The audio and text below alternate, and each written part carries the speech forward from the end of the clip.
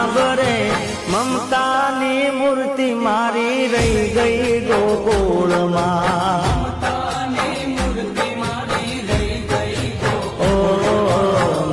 નંદલાલાને માતા યશોદાજી સાંભરે નંદલાલાને માતા યશોદાજી સાંભરે મમતાની મૂર્તિ મારી રહી ગઈ ગોકુળમાં